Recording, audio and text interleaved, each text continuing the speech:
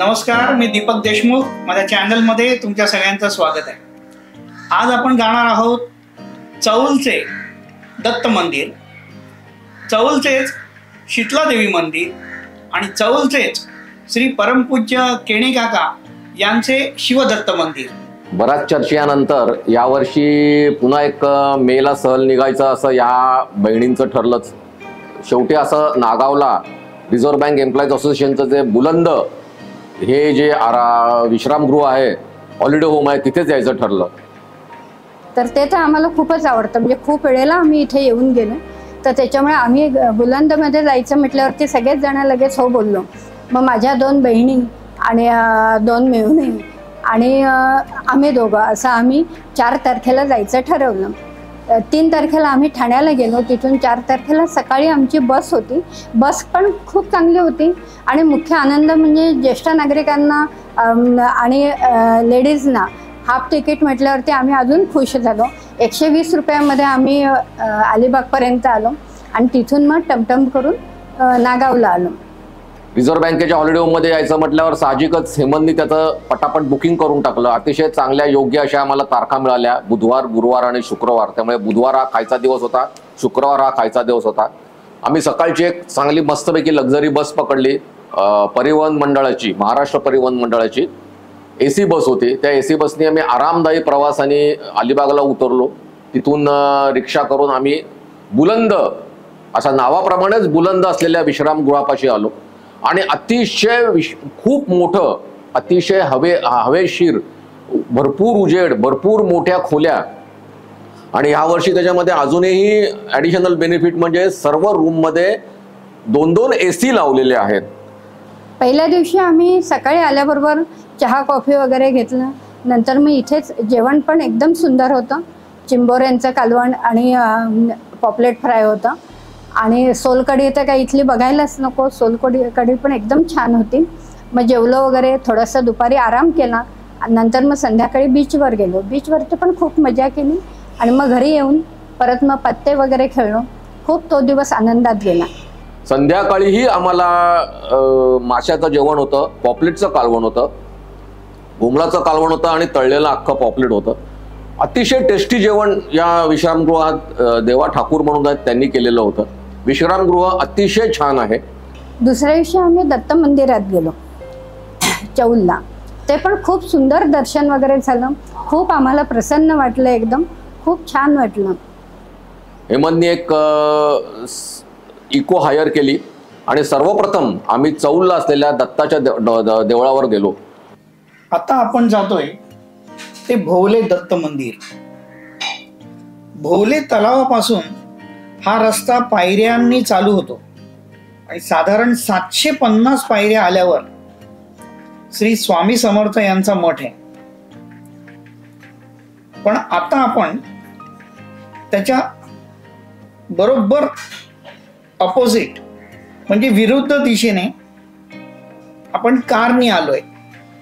पण एक वयस्कर माणसांसाठी चांगली गोष्ट म्हणजे अर्ध्या वाटेवर आता रिक्षा जाते. सकाळच्या छान अशा वातावरण, पाऊस नव्हतं पण खूप असं ऊन नव्हतं आणि अशा अतिशय आल्हाददायक वातावरणात आम्ही, तो वयस्कर सगळे माणसं असून, सगळे सिनियर सिटीजन असून, आम्ही सहजपणे दत्ताच्या देवळापर्यंत आम्ही चढून गेलो. याच्यावर साधारण 250 पायऱ्या आहेत. ह्या पायऱ्या 1857ला बनवण्यात आल्या. इथे दत्ताच्या पादुका आणि छानशी मूर्ती आहे.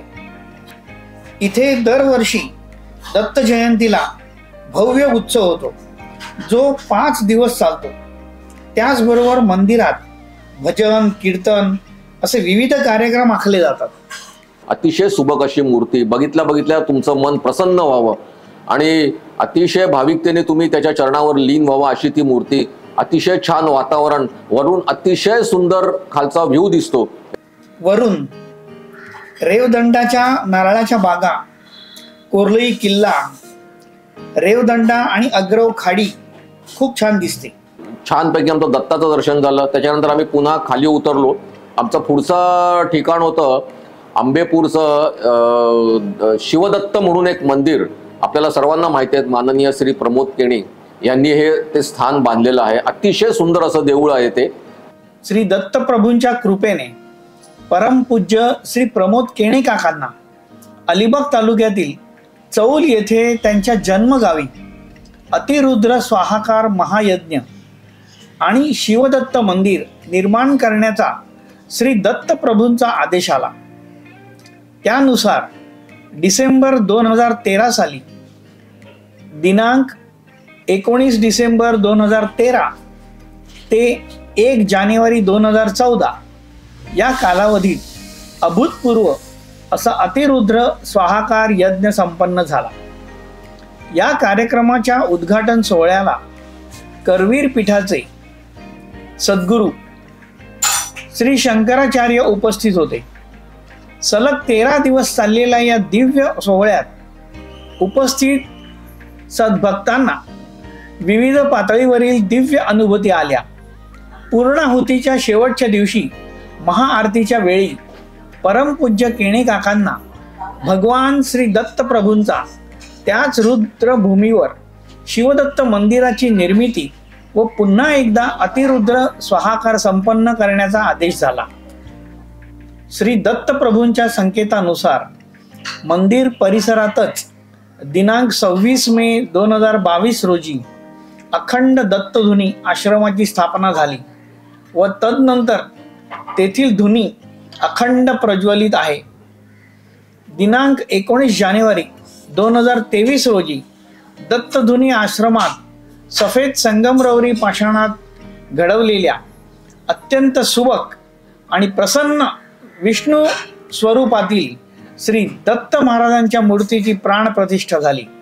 त्या देवळानंतर आम्ही चौल ज्याच्यासाठी प्रसिद्ध आहे असं शीतला देवीच्या मंदिरात आम्ही आलो. अतिशय प्राचीन देऊळ आहे आणि अतिशय म्हणजे लोकांमध्ये श्रद्धेचं स्थान आहे. चौलमधलं हे खूप मोठं श्रद्धेचं स्थान आहे ते. आता आपण आलेलो आहोत चौलची शीतला देवी. चौलमधील प्रसिद्ध व पुरातन अशा 7 देव्यांपैकी ही एक देवी. चौल नाक्यापासून साधारण 2 किलोमीटरवर आहे. हे पुरातन मंदिर आजही फार प्रसिद्ध आहे. देवीचे स्थान जागृत समजले जाते. मंदिराचा जीर्णोद्धार 1759 मध्ये झाला. आंग्रे घराण्याची ह्या देवीवर फार श्रद्धा होती. पूर्वी येथे आंग्रेकालीन लाकडी व कौलारू मंदिर होते. 1990च्या सुमारास हे मंदिर सिमेंट कॉन्क्रीटने बांधले गेले. मुख्य प्रवेशद्वार पूर्वाभिमुख असून दक्षिण व उत्तर बाजूसही प्रत्येकी एक प्रवेशद्वार आहे. मुख्य प्रवेशद्वारावर व सभामंडपावर एक असे 2 कळस आहेत. देवीची मूर्ती गाभाऱ्यात मूळ ठिकाणीच आहे.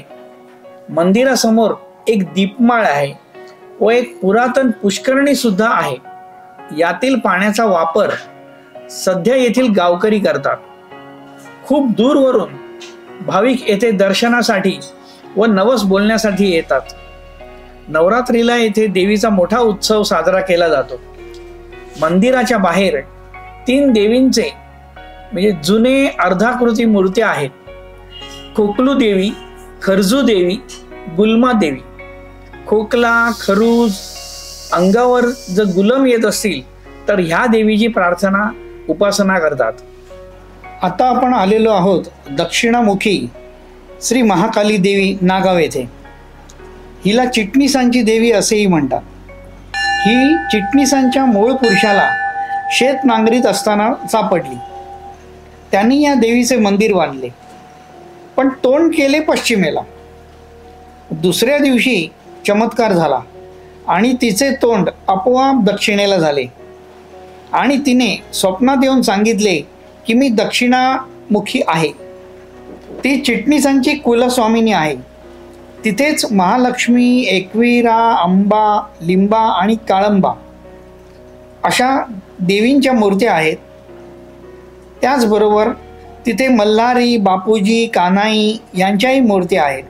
इथे चंपाषष्ठी, माही पौर्णिमेला, चैत्र पौर्णिमेला, नवरात्रामध्ये अष्टमीला मोठा उत्सव होतो. बुलंदला अतिशय छान आमचं व्हेज शाकाहारी जेवण आमचं वाट बघत होतं. अतिशय छान शाकाहारी जेवण होतं. मुगाची आमटी, एक पालेभाजी होती, वरण भात पापड, आणि अतिशय असा छान आमचा स्टे झाला. गुरुवार नंतर शुक्रवारही आम्हाला पुन्हा खाण्याचा दिवस मिळाल्यामुळे शुक्रवार सकाळ अतिशय छान असं जिताड्याचं कालवण, अतिशय सुंदर जिताड्याचं कालवण बनवलेलं होतं. जिताड्याचं कालवण सकाळी होतं. संध्याकाळी कोलंबीची बिर्याणी होती, खूप छान अशी कोलंबीची बिर्याणी होती. आणि एकूण 3 दिवस अतिशय आमच्या आनंदात गेले. आणि राहण्याची सोय पण खूप छान होती. आम्ही खूप खेळलो, तिघी बहिणी खूप मजा केली. गार्डन मध्ये फिरलो, झोपाळ्यावर बसलो, अनंताची फुलं घेऊन डोक्यामध्ये माळली आणि खूप 3 दिवस आम्ही खूप मजा केली. पत्ते खेळलो, खाणं पिणं तर अतिशय सुंदर होतं. परत मग संध्याकाळी आम्ही कॅरम खेळलो. कॅरम मध्ये पण खूप मजा आली. खूप दिवसाने खेळलो होतो, त्याच्यामुळे थोडंसं आम्हाला सगळे चिडवत होते, थोडंसं येत नव्हतं म्हणून.